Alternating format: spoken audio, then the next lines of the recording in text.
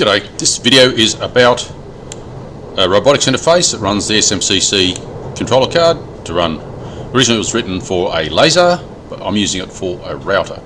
Now, I wrote it for a DOS environment, which for a while there I thought that's a negative thing, but ironically I think DOS is more future-proof than any other system, strangely enough, because basically it's a dead system, just like Roman is used, or Latin is used for the medical language or scientific language, because it's basically dead language, so it's not changing. Whereas if, you know, I wrote something for Windows 10 and Windows 11 comes along, it may not run, yada yada. Whereas DOS is supported by emulators. I've tried two different emulators on this Linux-based system. This is Debian Linux. There's DOSBox and DOSEMU. I found DOSEMU gives more features, but everything runs fine on DOSBox. The advantage of DOSBox is it's available for even Windows. So if Windows, say 11, doesn't run DOS, installing DOSBox should allow you to run it fine. Both those systems require a little bit of tinkering to make them go. Not much though. Here I've got DOSEMU. What I like about DOSEMU is it has a better automation setup on it, and you can use even PostScript printers in DOSEMU. DOSBox seems to give you the screen, the keyboard, the mouse, and the serial port, which is the active ingredient that you really need. And you can also mount hard drives, etc. Now, in a Linux environment, a hard drive is just a part of the file tree. And as you can see here, I'll just actually zoom in on that a little bit. You've got D drive equals this business here. So D drive is assigned to this file system, home Michael. So it's my home folder here. Okay, so if I was to go to D drive and go dir and now DOS speak, you'll see a list of bits and pieces. So if I go to my home folder using the graphical environment, you'll see what have we got, videos. There we go, there's videos. You can see there's bash something or other. You can see bash something or other here. So there's different, there's desktop, so they correspond. Of course, this is in DOS speak, which is FAT16. DOSEMU also supports long file names, interestingly enough, but in a different way, because it supports FAT32. You can install FreeDOS, which is the DOS environment that's in DOSEMU, on a machine's hard drive natively, and you do get some networking, etc. But DOSEMU, funny enough, gives you more features than a native DOS environment. Like I said, because of the printers, I can use all the network printers, etc. Right, so there's the two environments you could use, DOSEMU or DOSBox. DOSBox is more available, DOSEMU seems to have more features. Pick one, they both work. Alright, so let's launch the program. Oops, C drive again. Right, so we're confronted, or presented, with these options. Operate normally, which is basically just run normally. Trace mode needs a servos, but what it does is it creates like a log file of what's going on. Now, going back to my home folder, there's a .dosemu folder for DOSEMU, or a .dosbox folder for DOSBox. I'm using DOSEMU. Now we've got in the DOSEMU drive C, and we've also got an allocation of different drives. There's shortcuts. Right. So I'm going back to drive C, and we can see here there is the batch files, like r.bat is what I used to launch the robotics interface. I've got other programs installed. I've got X3 Gold, which is launched by x.bat, etc. There's many other things, but anyhow, you've got things like config.sys and your autoexec.bat, your usual DOS type stuff. You might just change it a little bit. Okay, so your usual DOS file tree, yada yada, which is basically Windows has got the same kind of file tree, but obviously more advanced than DOS. So this is, like your C drive C. A Unix environment doesn't have that; it has a file tree. So I'll just do a terminal on the Unix style file system. Mac OS will be very similar to Linux. If I go cd on a Unix environment, and I go pwd to show the working directory. We're at the bottom of the file tree. If I go ls, it'll list files, and if I go ls space -la, it'll put them in a more detail, kind of listing attributes. I don't know whether that's what LA stands for. I haven't looked into that. Unimportant, but you can see who owns what. So it's a lot more to it than, say, a DOS environment. Someone coming across from Windows, it feels like DOS at first glance because it's a text-based shell. The only thing that has in common, it's a text-based shell, but it is not at all the same. Now, on my favorite file management on a shell is Midnight Commander. On DOS, I might actually go back here and go escaped, leave the program. I kind of like X-Tree Gold. It has a lot in common, log C, but it's kind of like X-Tree Gold is it's old. It's an old system, so, and it's designed for a DOS environment, whereas Midnight Commander is designed for basically everything. If you press enter on a zip file or something, it'll launch into a zip file, mount it as a file tree, etc. But anyhow, they have a lot in common. So using X-Tree is a good way of managing files on DOS if you don't want to use the command line. X-Tree Gold's not a bad one. I'm sure you could download it from somewhere. Alright, so that's probably, if you're used to a Windows environment, installing something like X-Tree Gold on a DOS environment allows you to browse within the file tree easily. On Linux or Windows, you can actually get access to DOS EMU drive from the outside, using your host operating system. So this is in a virtual machine called DOS EMU, and this is the real file tree. I'm at home Michael.DOSEMU drive C is the same as this here. So I'll put that in a list format, might be more similar. And you can see the similarity here.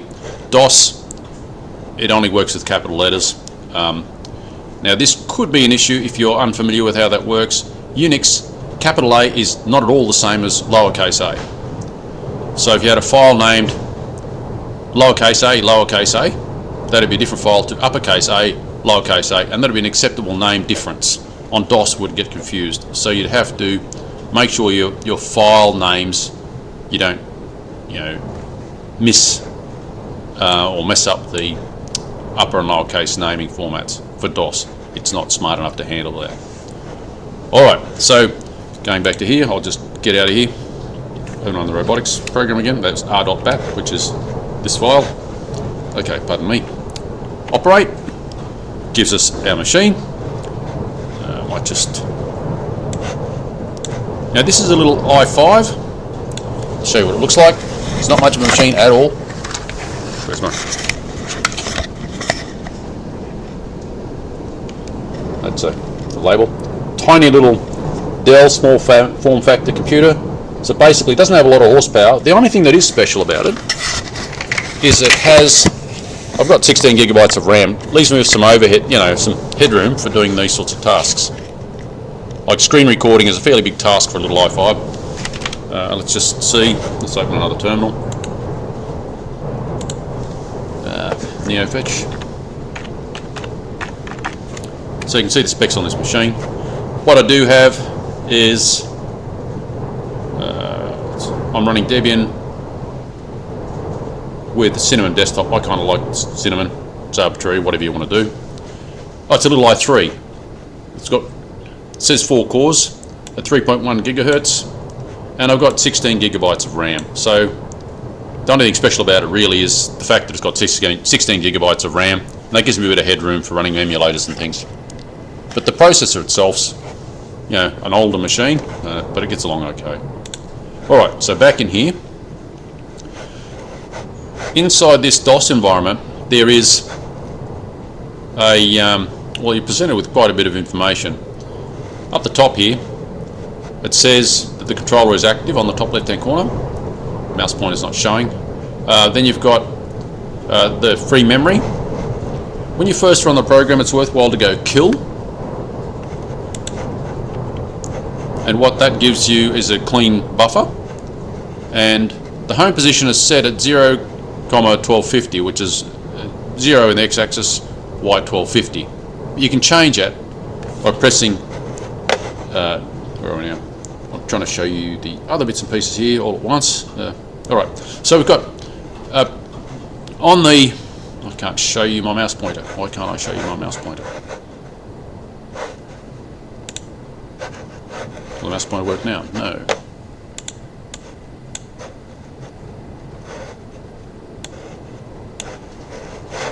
No mouse pointer.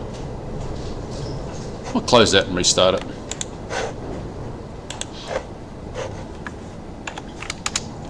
That's the other thing, you can see that to restart DOS is trivial. Yeah, now I've got a mouse pointer. I'll just leave it at that size because the mouse pointer behaviour is more natural. Okay, so you can see in the top left hand corner here, you've got SMCC controller active. If there's a problem with the serial port, that'll change colour and say, you know, there's a problem here. SMCC memory is 1698. 1700 is nominal clear buffer. Now, on the top right hand corner is the home position, and you also see the current position. The best thing to do when you first launch the program is to press K for kill to clear the buffer, and then H for the home cycle. Now the machine's already homed and it takes a little bit of time, so I won't bother with that, but needless to say that the home cycle does a little dance, finds a 0 position. That's, you know, based on this, whatever the machine's mechanically set to. Now I wrote this system initially for laser cutting, but then I ended up building myself a router. Now you can imagine a router I've got as a platform that can handle 4 tools. I've got a large router, a small router, and a drill. And I'm also using a beeper, so you know when it gets to somewhere it goes beep, and also when it completes a task it beeps. So if you've got a silent machine and you want a bit of a prompt, the beeper is helpful. All right.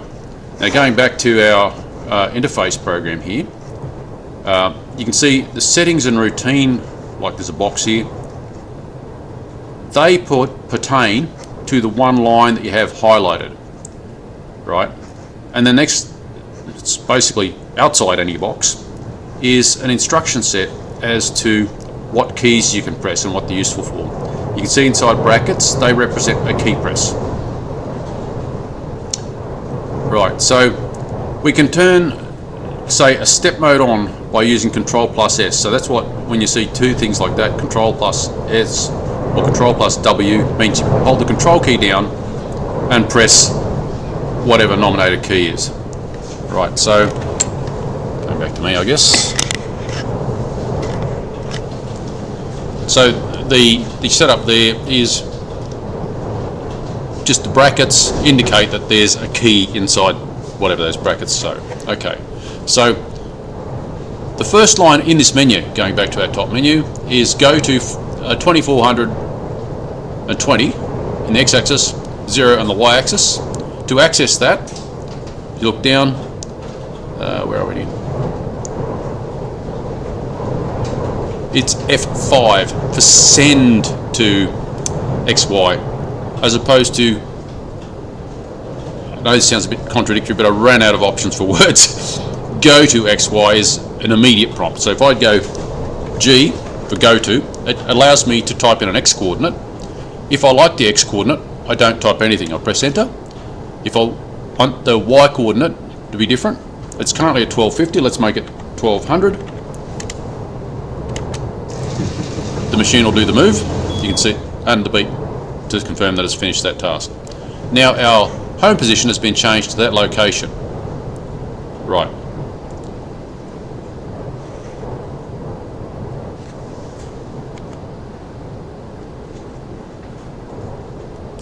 Now, if you want to make little nudge adjustments, you've got jog mode.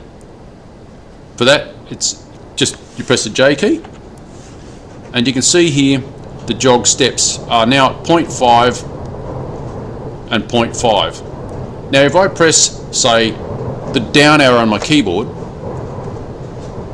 it'll go down 0.5, and you can see that's changed the number up here, 1199.5. If I press it again, it doubles our jog step, So let's move to millimetre. Do it again, it does 2 millimetres. So you watch this value here, it changes every time I press the key, it doubles, making ever increasing jog steps. So what you can do is use that as a confirmation of what you've asked for, right?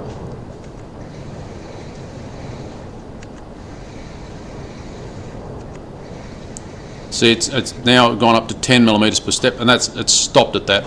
Those settings are configurable in a parameter file behind the scenes. I'll go through the parameter files later.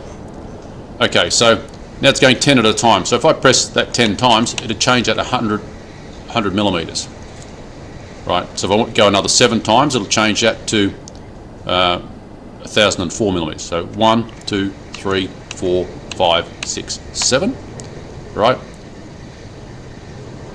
But if I reverse direction, so I've been going the down arrow, so it's negative in the y-axis. As soon as I go reverse, it changes our step amount to 0.5.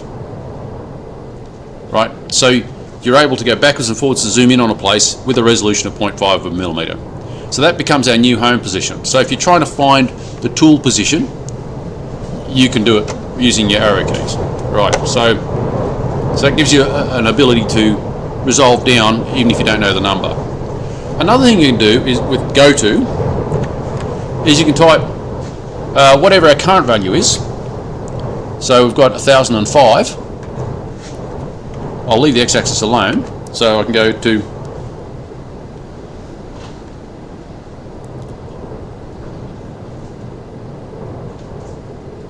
interesting. That's another way of doing that. Okay, so whatever plus 5, right? So whatever our value is, it'll add 5 to it. So it's made 1010. So you can make it a relative position. The other thing you can do, if you've got it in a position, like I might get it to go somewhere, go to, I don't know, 2000 in the x-axis, so it'll shoot off. So, I don't know, we'll just stop it randomly here. So it's a 93 point whatever that number is. If I now go to and just go question mark, it'll just change it to that value. So you can see now our home position is whatever that random position was that, you know, like if you use a manual jog button or something on your machine, you can digitize that point and make that your home position. So you can see how that's retrieved that value and that's made it our new home position. So if you're trying to find the edge of a sheet or something or other manually, you can now make that the home position of your job. Alright. So this go to here, you see the crosshatch, is accessed via the send to XY. So if I go F5, which is that key number there, send to XY, then you give it whatever coordinate you want. Like I'll get it to go to, I don't know, 10, 900. So it'll send the machine to that once I execute the design. So regardless of what this home position is, that will be the home position for whatever it does in this menu. Right. Now you've got over here the repeats. For this particular instruction, there's no point having multiple of it because it'll get there and that'll be it. But if we go page down to the next line, you could have that repeated 3 times, let's say. Now, I will launch DOS-EMU again to give me another environment. To run GenCAD in. So if I go, I'll just clean that up. If I go, I don't know, 100 across, not cutting, square, minus 100, comma 200, next line, 110, the non-cutting move. Let's see what that looks like. You've got a square, but if I go to do that again, it'll do another square. So let's just use that as an example. Save as a dig file. See, is that right?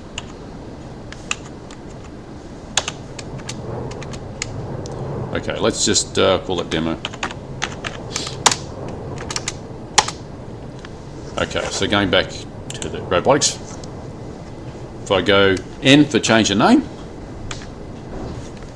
Control F. Now I use an external directory search tool so that if there's a file system problem, it just dumps that program.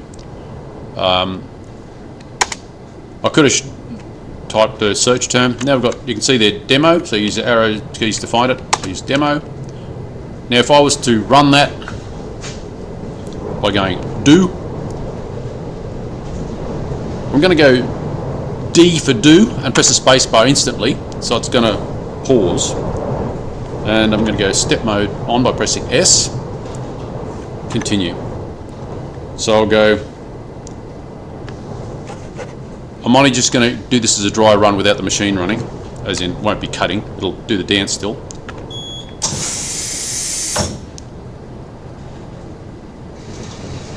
So now you can see the position changing. Now I've got a tool offset because the router here is way off position compared to what it thinks 0 is. That's another thing that's configurable in the parameter files.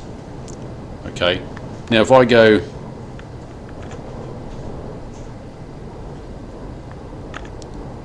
get it to move.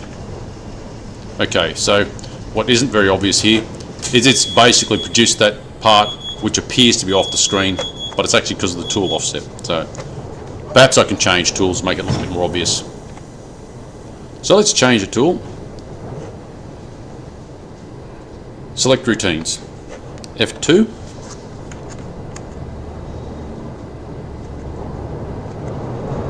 Go on. So if I go do now, space bar, continue.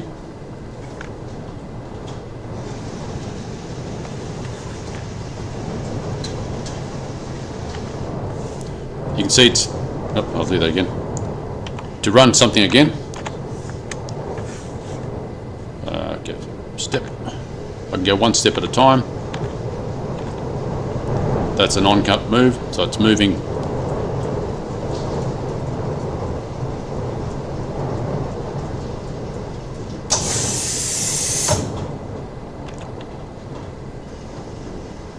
So it's actually a non-cutting move. I don't want the machine running, otherwise you wouldn't hear a thing of what I'm saying.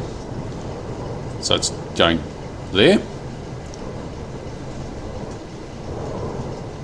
Back to 0. And it's going to go up 200 mil. And so I can control each step at a time, or I can do non-cut moves, etc. I'll just finish this part. And what's probably not overly visible is just here there's a small non-cut move. It's in sort of this browny looking colour. Just wait for the machine to catch up to what we're doing so you can see where it finishes.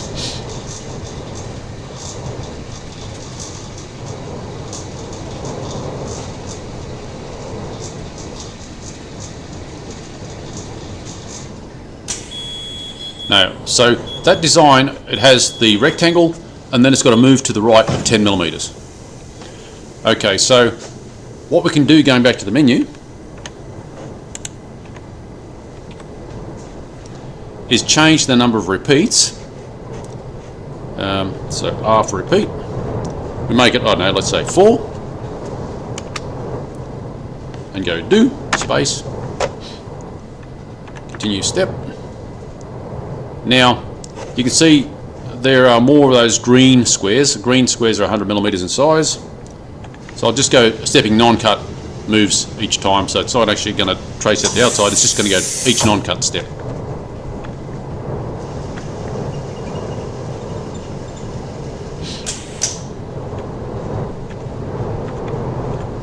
So there you can see another one.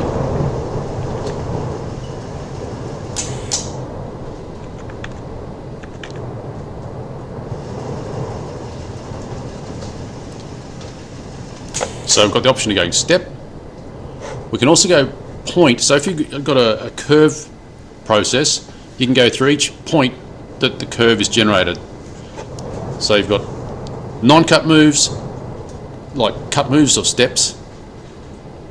We can get points, which is even breaking up a curve into points. You can also step by 10 non-cuts or 100 non-cuts or even 1,000 non-cuts, and as soon as you get to where you want to go, you can go B to begin doing the actual job. I don't want to do that because it'll start screaming at me. Yeah, so I'm going to leave this and go kill. I did have a repeat of 4, but I'm able to kill it here. But what you may have noticed, that offset of the 10 millimeters in the original design, going back to our other setup, GenCAD view. Let's just zoom out a tad so you can see it. You can see here there's the little non-cut move, so if I was to make another one, it'd repeat that way. So that's built in design, the offset for the next part, rather than just having a part that just cuts out and then the machine just stops there. You can build an offset for multiple cuts. So if you've got a boomerang type shape, you can have an offset that just folds one boomerang into the next. So you can do, like, I don't know, 20 fits across the sheet, you can repeat 20 times and use up your piece of material. Rather than having that all in the design, you can just have one design with an offset built in. Alright. Let's go that out a little bit. There we go. Rightio.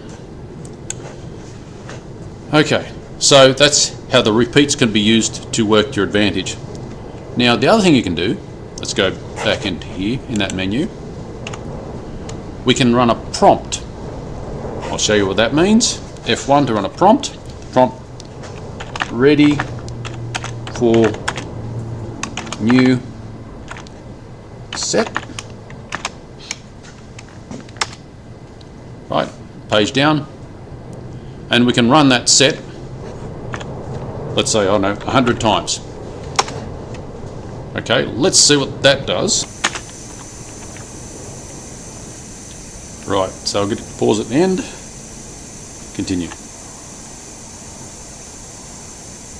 So I'm just going to get it to do 100 non-cuts, so it should do the 4.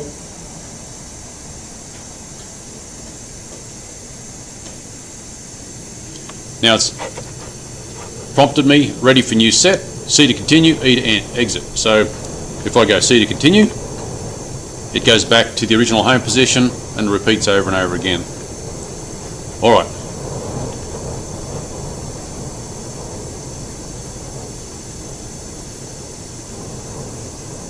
Now you can see here the SMCC memory is 1518, so it's not clear. So I'm going to go kill, and it's cleared again. Alright. Now the settings pertain to that one. In the right window here. If I'm on that file, you can see the start routine is normal start and stop. Now that could be used for things like a tool changer, tool changer, or like a material feeder or something like that. Whatever you want to use those that routine for. Okay, the start mode is executed at the beginning of the set. The run mode is executed at the beginning of each part, and the up down is inside the part. You know, we're down, we're up. Whether you have to turn on a shutter for a laser, or we have to operate an air ram or whatever to make a tool do its job. And the end routine is, you know, how to close off the design. We've done the job, run beepers, that sort of stuff. Right, so there's that. Okay, then you've got X scale, Y scale, so you can scale something negative if you need to have it flipped as a left or right, in which case you'd have to go to the far side of the part with your, you know, origin, if you want to scale it in X-axis, and then you can reverse cut from right to left instead of left to right, kind of thing. The same would happen in the Y-axis, or you can make a circle that might be 100 mil be scaled, so it's 200 by 120 by scaling at 1.2 and 2. So you'd end up scaling the part. So you can make a disproportionate, shape that way. You've obviously got a cut speed, so when it's in the material doing its job, and then the non-cut speed or move speed is between tasks. Right. This router is not capable of very good speed, so I'm limited to about 40 millimeters a second. Some machines can do like 120 or whatever. Now the start pause here, because it's a router, it takes some time to operate the RAM and cut into the material, so it takes its time to do its dance, do its thing. So I've got that set to 2.06, and then pauses something similar. With the, if you're going to use, say, a laser, you might set that to 0.06, so it's just, and then off it cuts. Right, end pause is basically the same. How much time does it spend stopping doing what it's doing before it moves off? Alright, so page up and page down. Where am I? Close that off. Close that off.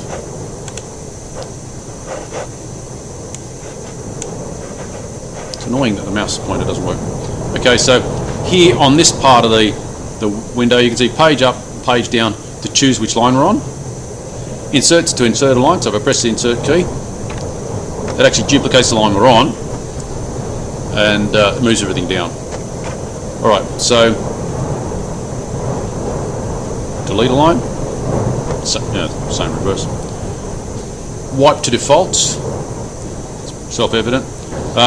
You have the ability to change that prompt, like I said. Select routines, so that's where you'd pick your up, down, or your start, stop, etc. And you have the ability to load a menu page. So if you've got a configuration that you might come back to in a month's time, and you have a regular customer or whatever with a certain configuration, you can save that whole menu page, save the whole menu page with all the configurations to disk, and then load it back at a later date. We can also use lettering fonts, so let's just do that. L for lettering fonts. Now, the lettering fonts are a little bit limited because I've only had a chance to make a few, but what these lettering fonts do have is like lead-ins, so it penetrates off the letter, cuts it, so it gives you the part, or it can be done the inverse way, and that is to cut lead-ins from inside, so you end up having it cut out of a panel, let's say. I believe that's one of the fonts. Text, GLLO, world, why not? Height, well, let's go, I don't know, 20 millimeters. Spacing, just leave that as 1. Option 0, 1 or 2. Let's go, if we have 0, then there is no lead-ins. It just starts actually on the edge of the letter. Now, the way I've digitized most of the letters is they start on an outside corner, which works for most tools pretty well.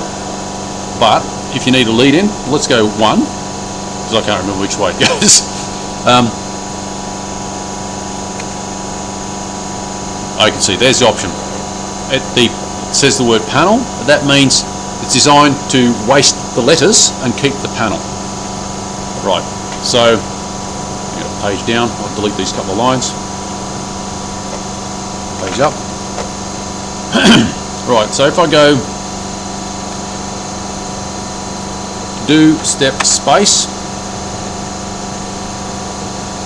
space is to pause at end, so it won't just go back to the menu page, it'll stay on this graphics.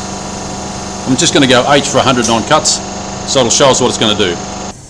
Okay, and H for home cycle, which I've already discussed earlier. Go to Xcord. Now, talk to controller, that's a very useful feature. One thing I found with the DOS emulators on these machines like this i3 or whatever it is too fast to run Baldor's own program to talk to the controller. Now, there are instructions for the controller to dump all its parameter files, which I think is probably the most important function here. To access that, it's IX, which is actually SMCC code. So this is not native to my program, this is the controller's language. So it's downloaded those 82 parameters. We can store them to disk, and I can go yes.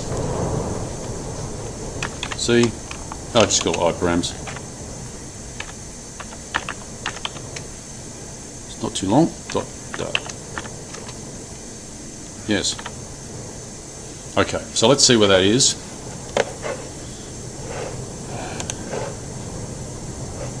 I'm assuming that's actually on our DOS drive.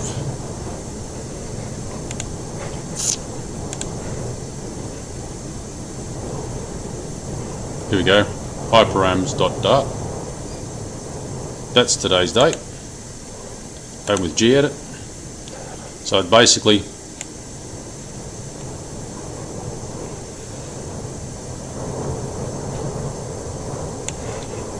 this is the value. This is the I parameter, and that's the value, obviously. Right. To enter I parameters, let's pick one we can do safely. I20.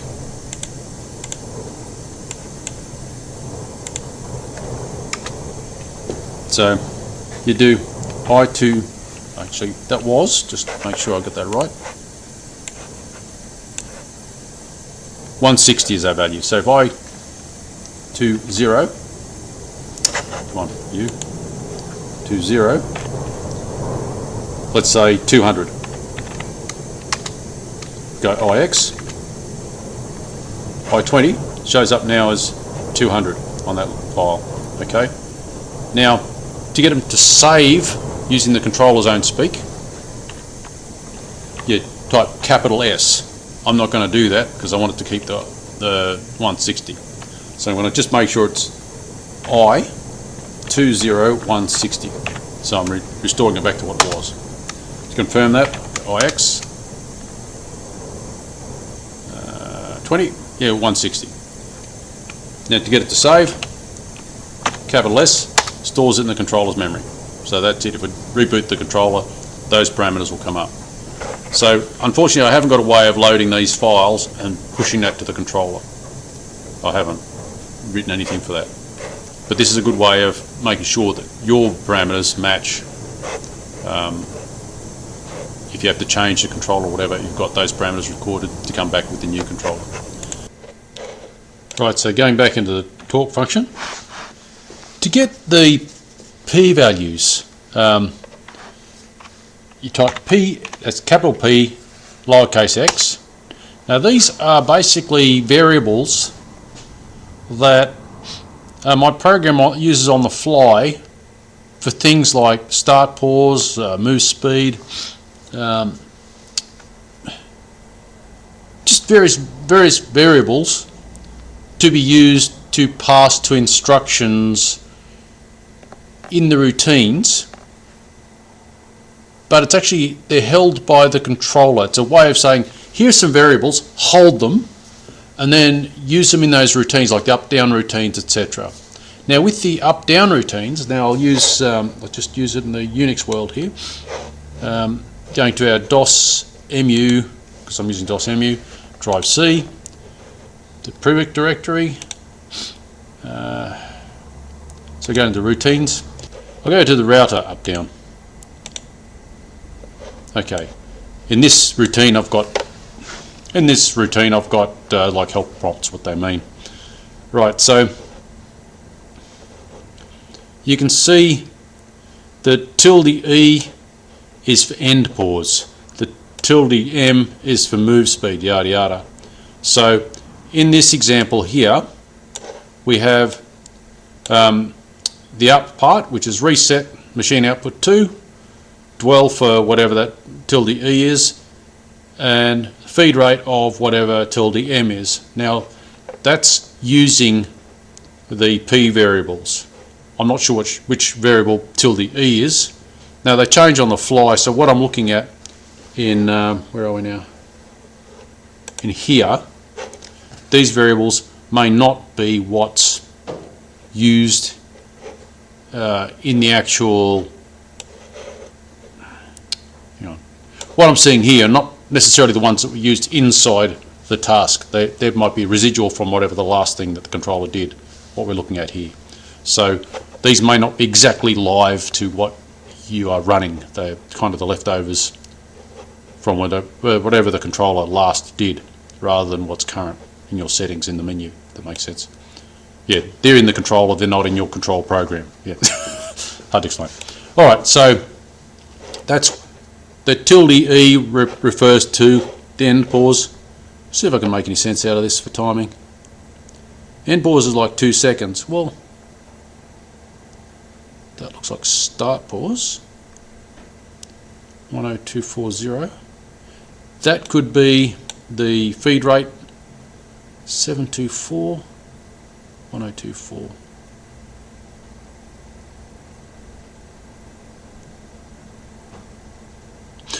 Yes, these variables may well have been set by typing in like go to so and so. Yes, so I'm having a bit of trouble trying to recognize which variable does what. But in any case, the shorthand is exactly as explained here, and that's how you'd use them. Now this is SMCC language. The tilde invokes the relevant P variable, right? And these are the P variables. Now this talk routine inside the menu program is not comprehensive at getting feedback from the controller. I've got PX to handle the P variables, IX to handle the I variables. I'm not sure that it shows us like position. That's just, I mean, position's reported here on the fly, but the talk, if you go, I think it's lowercase p, it doesn't do anything. So, but that's done live here. Current position is fed there. So the talk is not a complete, it's not complete with every instruction that could be used in the SMCC controller. If I just have a quick look at the instruction manual, where are we? File system.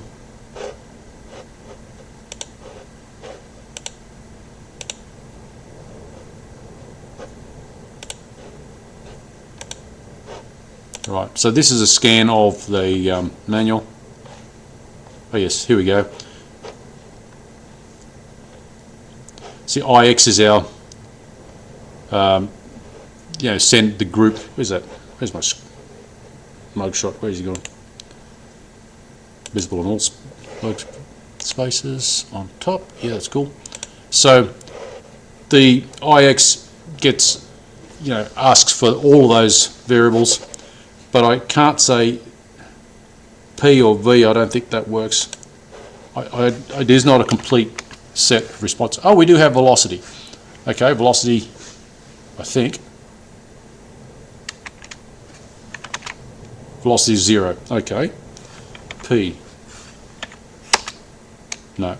So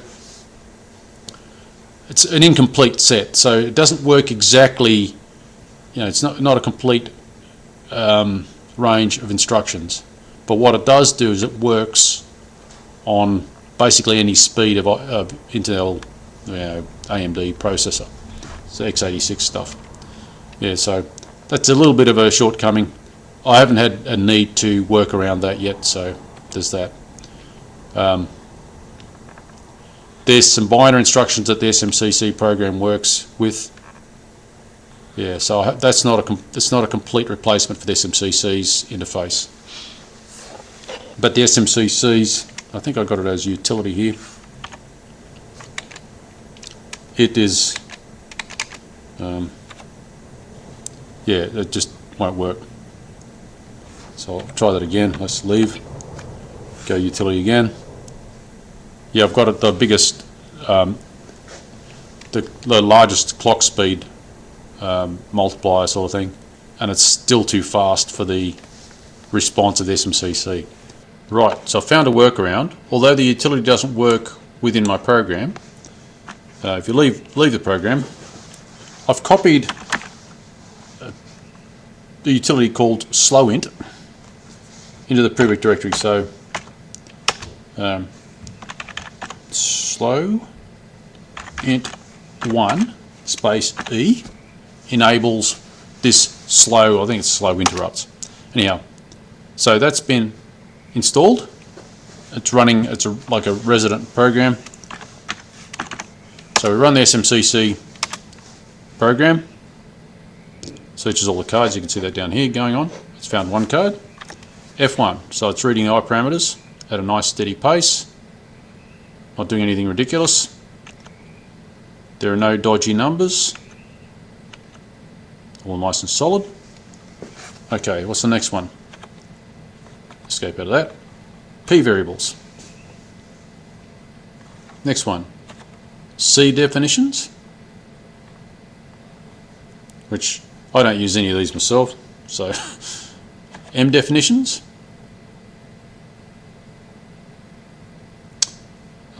arrow jog, working perfectly. Escape out of that. It's card status. So that's flawless. But as soon as I exit out of here, the machine doesn't seem to operate happily, so it just hangs with a blank screen. Doesn't matter, we just close that, relaunch DOS emulator, and it's now running full speed again. So that's the workaround for running the SMCC program. Obviously I don't want to have it so my program launches this and then the system hangs. That's no good. So I'll only have this running, the SMCC program running when you're not in the middle of a cut or anything like that. So you just talk to the controller with no active work being done. Alright, there is the window mode. So by typing Control W, you can set window limits. If you've got a large design, you can pick a working area, window area, that will fit on, let's say, a piece of material, and it'll cut the portion that fits within that window.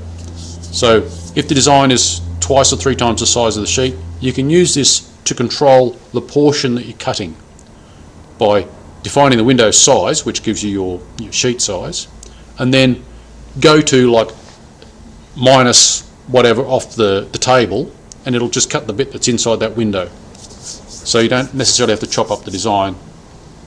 The PRIWIC program handles that for you. And you can see, I think that's pretty self-explanatory.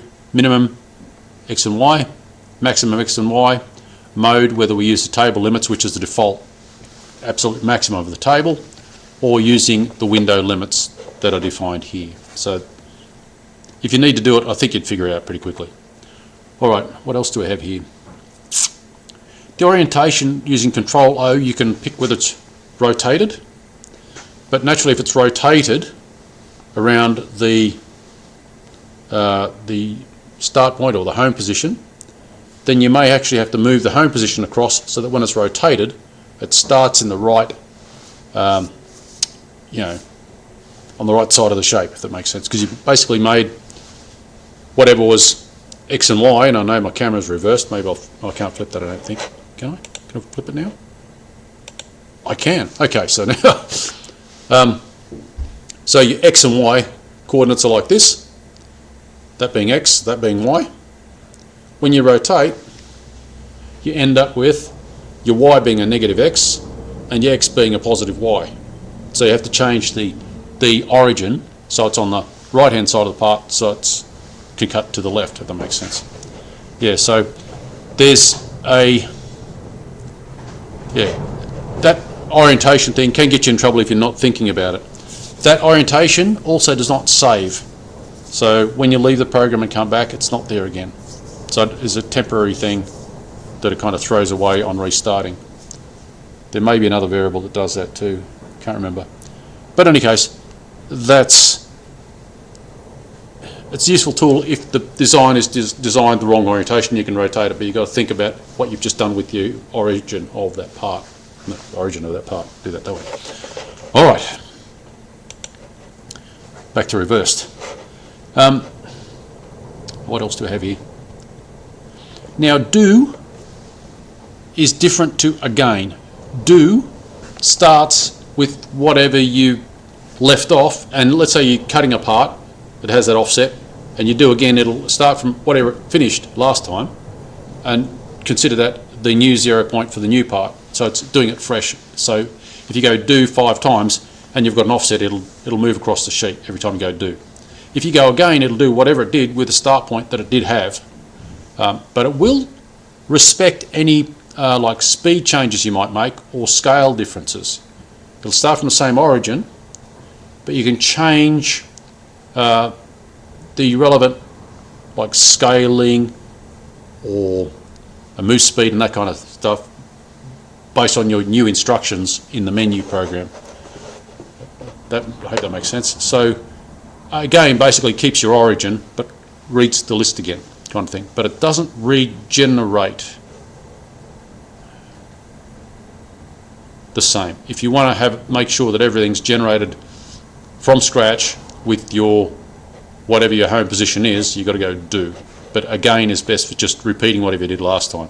So if you've got like some sort of registration point, you can put a part in, go do for the first one, change the part, put the next one in and go again, it'll repeat that process.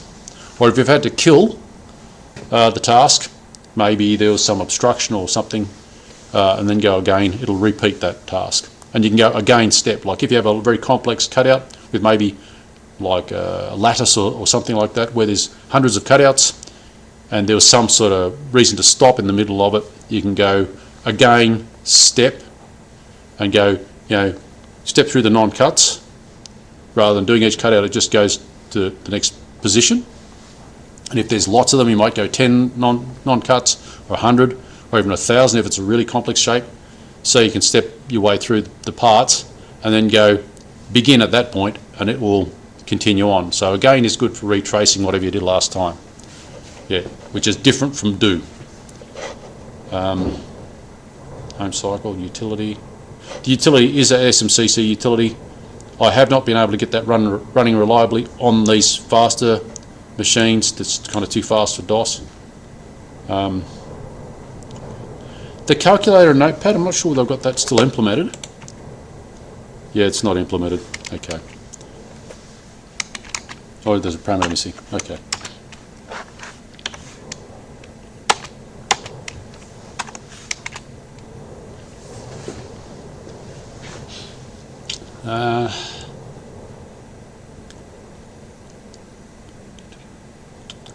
Now the curve resolution is self-explanatory. Using the router I don't need the same resolution, so I can go plus increases the resolution, minus reduces the resolution. It has a nominal resolution of a certain amount based on the size of the curve. The bigger the curve is, the more points it generates. With the laser you might want that up fairly high. With a router you can have it fairly low, depending on what the precision is. Obviously more points means more data for the whole rig to process. So there's a cost-benefit trade-off you've got to make according to the tasks you need to do. Window limits, control step mode, start, run, end, X scale, Y scale, start, pause, and pause.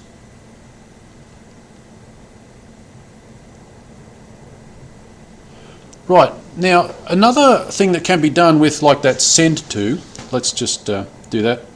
You might have whatever that part is. I might just modify that. Let's go back, get another.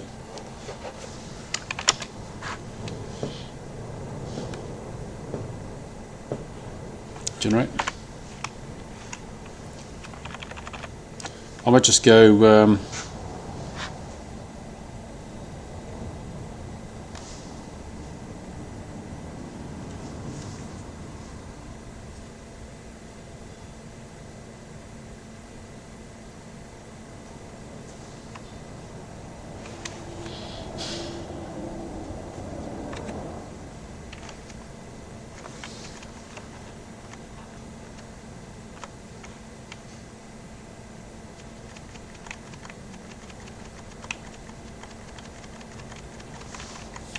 can't quite remember the syntax. Oh, there we go. So 5,5. Oh, geez. 5,5. Come on. 50. Come on.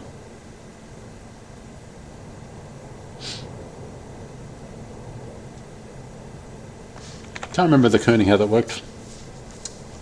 Spacing factor. So probably just 1.5 maybe.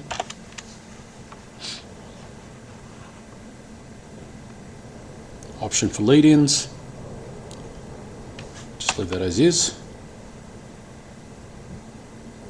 Also, don't put those in, that's fine. TXT. HELV-MED. Boo. Righto, let's just see what that does. Okay, so that's our whatever design is. Okay. Let's save that.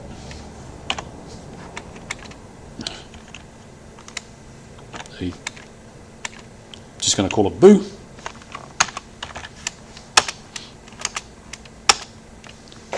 Right.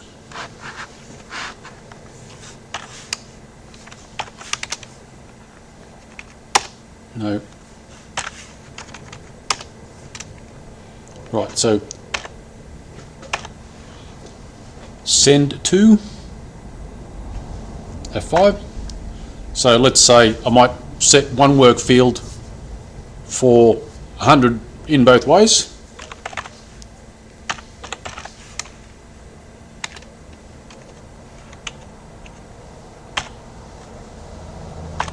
And I might do another one 400 to 100. But I make this part X scale -1.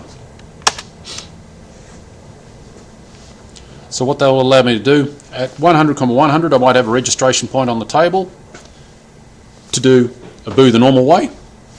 Then at 400, 100, I might have a boo going in the negative in the x-axis. Okay, so let's just go do, and I go space, step. Okay, continue.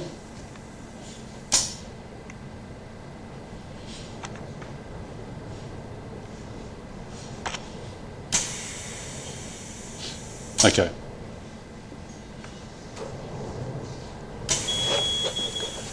Now our home position was obviously up the top.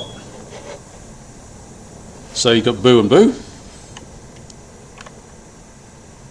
I'll go escape out of here. Yeah, okay.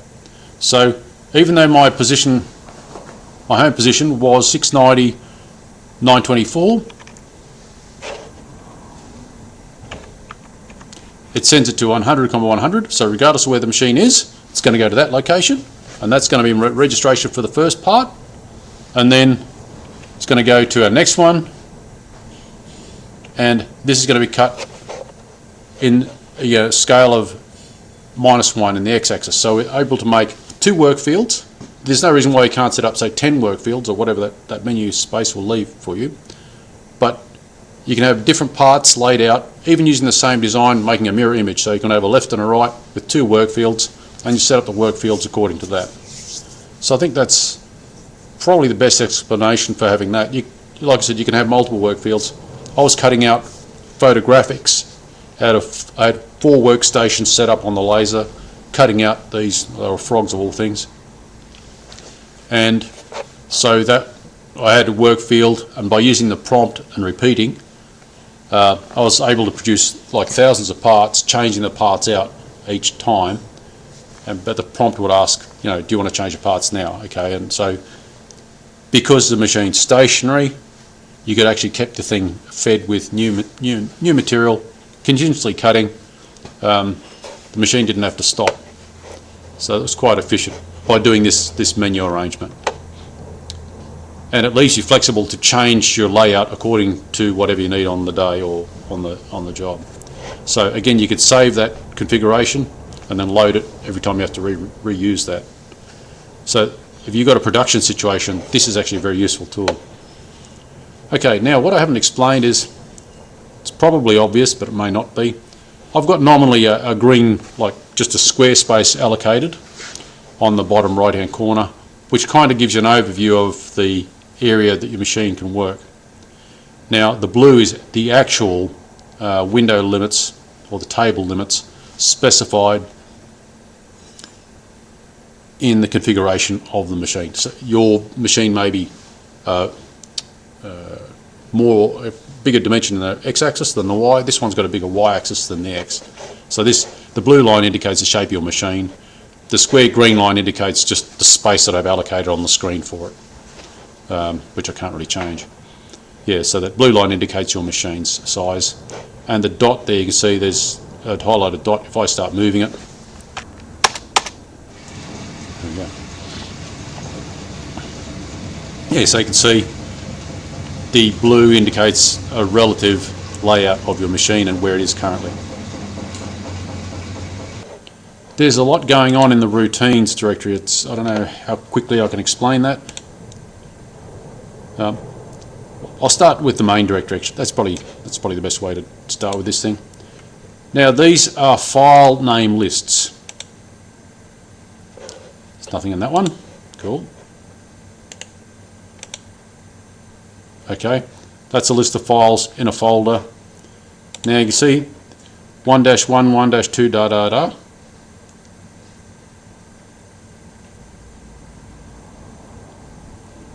The pack files are like a binary file that the program uses for, let's call it RAM.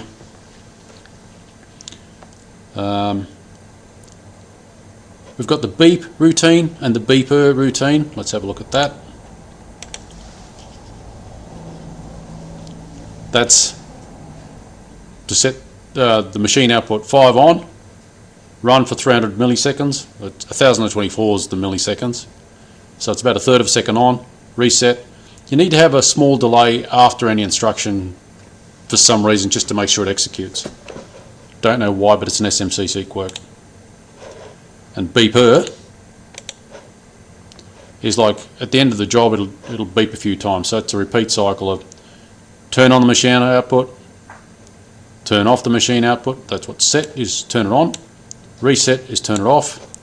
Now set and reset are to be used in a queue in the program, whereas M01 equals is an instant instruction for the same thing, or M05 equals 0 or M05 equals 1 is to be executed right then, whereas reset and set is to be used in the flow of a design and it's not instant. Okay, so these are just SMCC code.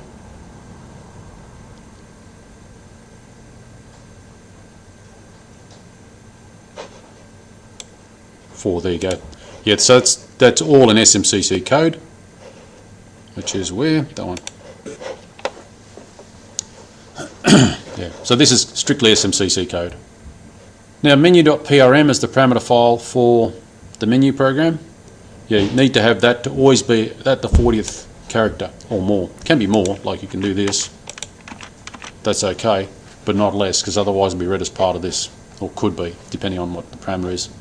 Yeah, so you do have to keep these spaces. Yeah, so these are the, obviously, folder values. Yeah, it's self-explanatory anyway, I guess. All right. Close that saving. What else do I have here? This is the page setup.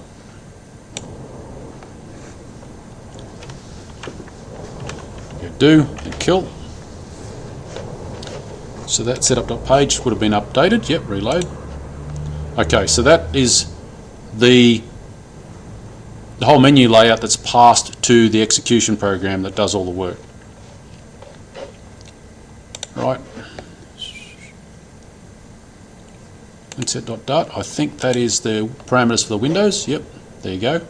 That was exactly the Windows settings, and 1 is to use Windows settings and 0 is to use the table limits, which was explained on the other program.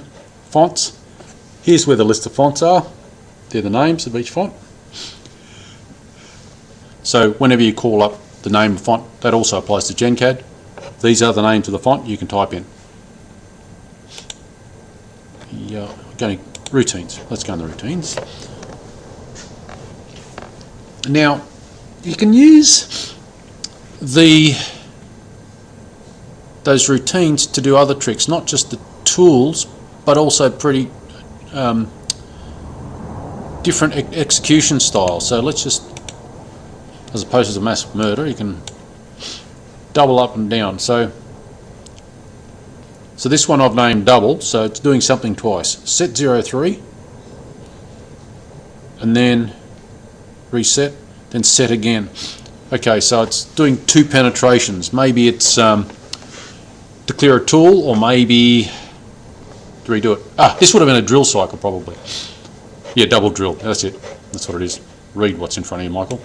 Yeah, so I've used that for the drill. So obviously the drill was having trouble clearing, so rather than burning or whatever, I gave it 2 goes to make sure it cleared the material to drill a hole. That makes sense. So you can do tricks like that, so it does a thing, a couple of things over. The other thing I've got, I had one for high lift, which on my machine I've got like an assembly which all the tools are mounted on that goes up and down, which has got, I don't know, what's about 200 mil of travel, and then there's another 100 mil or so for each tool. So to get 300 mil of travel, which I had to get over a part to then drill again. I was actually cutting slots in aluminium for, of all things, window frames.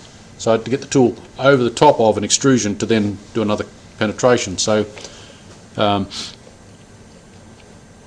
call it high lift, high.mod, high, up, down, there we go.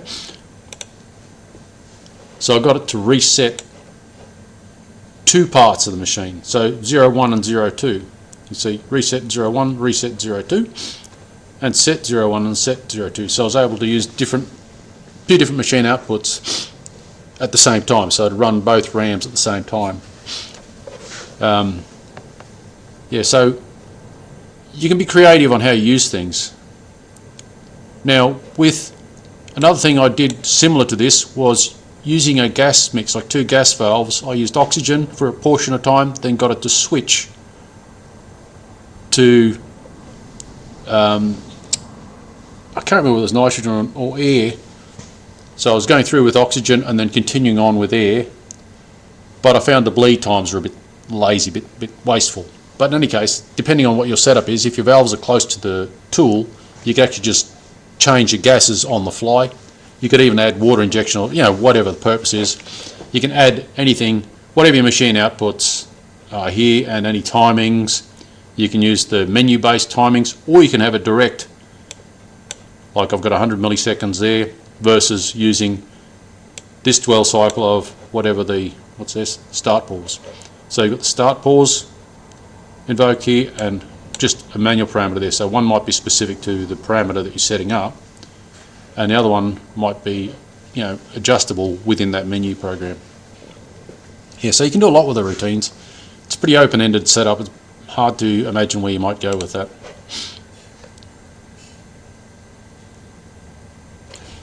The tools.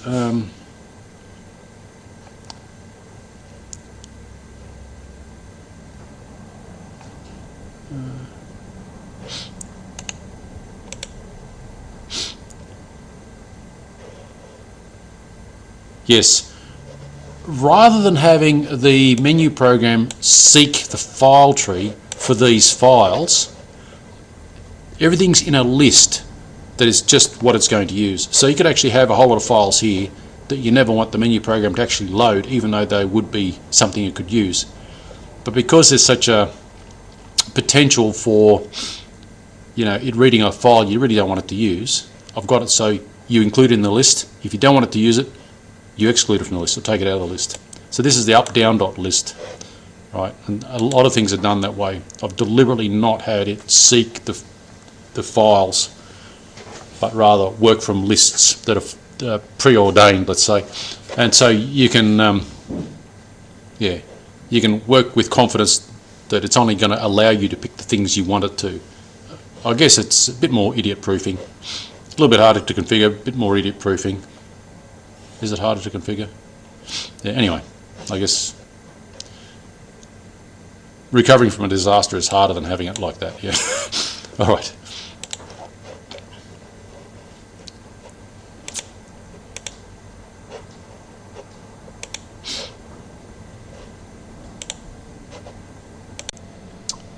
Well, I think I've covered the bulk of the things that you might want to know about.